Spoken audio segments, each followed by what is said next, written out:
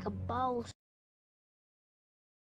All right, so before we begin the video, I want to thank you. I want to thank Robert Greene for giving me a chance to interview him, and I also want to promote something. Obviously, this is a Robert Greene interview, but if you're new to my channel, I have a Robert Greene book club where we are reviewing every single fucking chapter of his book.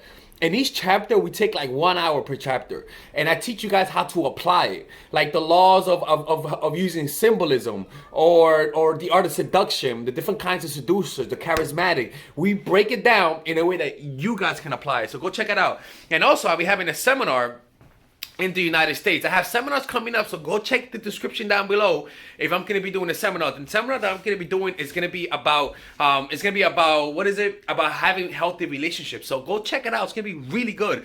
And I have one in New York City coming up really soon in a couple days, in 2 weeks. Check the description down below before the tickets sell out, okay? Because once it sells out, we're limited. We have a limited space. Let's begin this.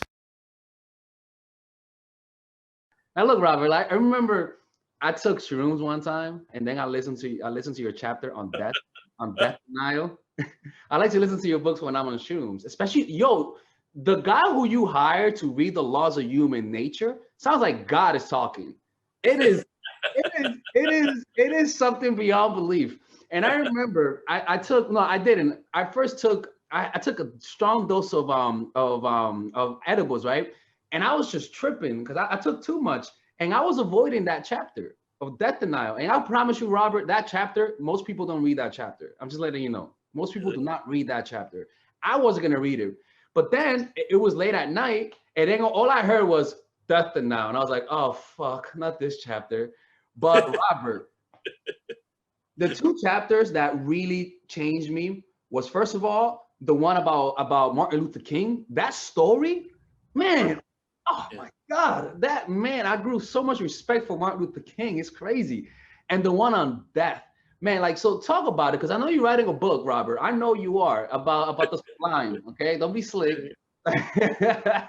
Tell me, like, talk about it, because I did a seminar based on your book, based on that chapter on death. It's my favorite. It's my favorite chapter.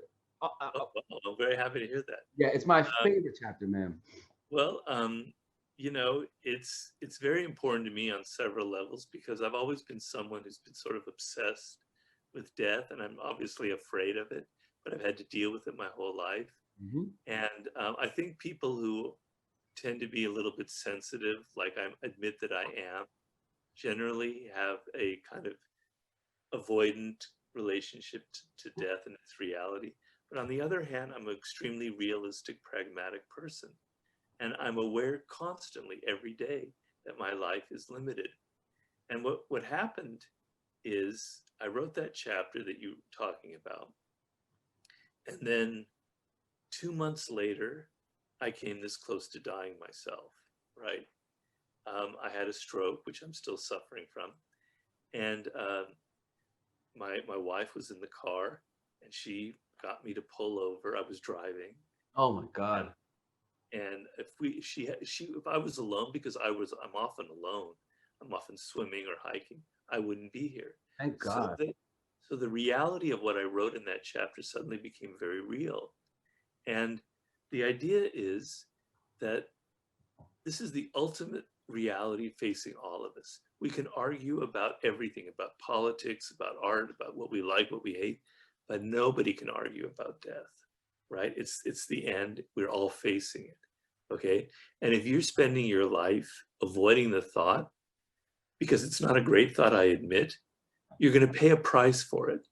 You don't realize it, but you're creating all kinds of anxiety in yourself that's related to the anxiety of your mortality, but you're not conscious of it. And it makes you fearful of people. It makes you afraid to take a risk in your career. It makes you afraid to cut off a relationship with a person, because these are little deaths. These are little deaths that happen and you're not wanting to face them. But turning around and facing death, at first it's very difficult and it's painful, but it creates an incredibly amazing feeling of freedom. And the person I felt that with was 50 Cent. It's also the last chapter in the 50th Laws about the sublime. And 50 had been shot 9 times this close right through his mouth. He came closer than I did to dying. And he's somebody that doesn't care about anything in the world. He has a sense of priorities that, okay, if somebody disses me here, you think it's the opposite, but he doesn't really care. All of the beefs and all the fights that he has in the media, they're kind of a put on, they're drama. He doesn't really care. He's not worried about failing. He's not worried about, losing money and going bankrupt or missing out on a deal, because he's faced death, and what's going to scare him anymore? So the ability to confront it gives you a tremendous feeling of freedom, right?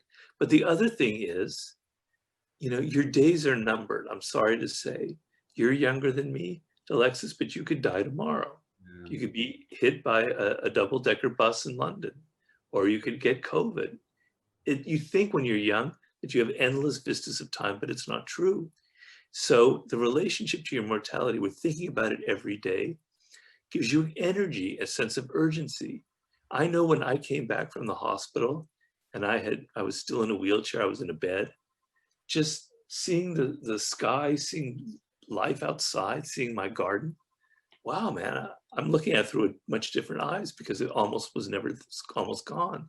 So making yourself aware is going to give you a feeling of gratitude that you're alive, that the world is here, that you're young, that you have energy, that that life is pumping through you. You have a heart, it's beating, you're seeing the sun, you're not buried underground. It creates this energy and this excitement in you. It also makes you not afraid of other things. And it also connects you to other people. Yeah. I remember one day I was walking in New York, down shortly after, like a month after I finished my book, and I was seeing all the people on the streets. I think it was on Fifth Avenue, or I don't know, actually I was on the West Side. And there was just hundreds of people, and I was thinking, wow, in like 60, 70 years, all these people will be dead, right? No one will be left. And it was a weird thought, and I can't really explain it, but it brought up my humanity. It made me appreciate people. It made me understand that everybody feels vulnerable and weak in relation to their mortality. So it was a way to kind of bond with them. And then, as I'm going to express in my new book, which is The Law of the Sublime, it creates a kind of expansion of your consciousness in general, kind of like a drug might do, because it makes you aware. Denying death is denying life, right? And when you deny life, colors aren't as vibrant as they are. The sky isn't as blue as it is. People aren't as interesting as they are. But when you're feeling that you're connected to both sides to life and death, that they exist in you, that you carry death within you as you walk around, it makes everything pop, makes everything interesting. It just animates the whole universe. And I think people are really missing that sense. I don't know, that's... No, 100%. And like I remember I did a seminar in New York City about death, and I was like, and it was in February, and I was like, imagine if the streets were empty all of a sudden, and then all of a sudden, Corona happened. You Oh, know, wow. yeah, I know. I was like, I should have never said that. you know, and something that I learned from your book is an exercise that I do all the time is when I see an older person, I imagine them being their younger version, so that I could feel the expansion of time. When I see a younger person, I imagine them being older, so I don't feel that youth envy, you know. And Great. and other things that I like to do, which you said about That's a that. very interesting exercise. I like that. Oh, thank you, thank you. I got that from your book, man. Okay. And another one is watching videos from, you know how you have those old footage of old New York City, right? Like I like watching those videos because you get an eerie feeling. You're like, those people are dead, all of them, even I know children. I feel the same way. I feel the same way. It's all I like watching old movies too, because I think, like, I'm there. Like, it's the 1940s. Everything looks different. People are dressed different. But I feel like I'm actually there, like I'm a ghost, that I can see these people and I know that they are dead. And seeing that they are dead changes my whole relationship to them. That's a whole thing that I'm going to be discussing about the law of the sublime, our relationship to the past, and how we can alter our relationship to the past, and how we can make it something truly sublime I'm not going to spoil that chapter. No, don't spoil it, man. Don't spoil it. You can spoil it to me, but not to the others. Yeah, and I think that's one of the reasons why a lot of people just feel depressed. A lot of people don't feel motivation because they think they have unlimited time, you know? Yeah. No. Now, I thought I had unlimited time, but I didn't. Yeah, I'm sorry. Go on.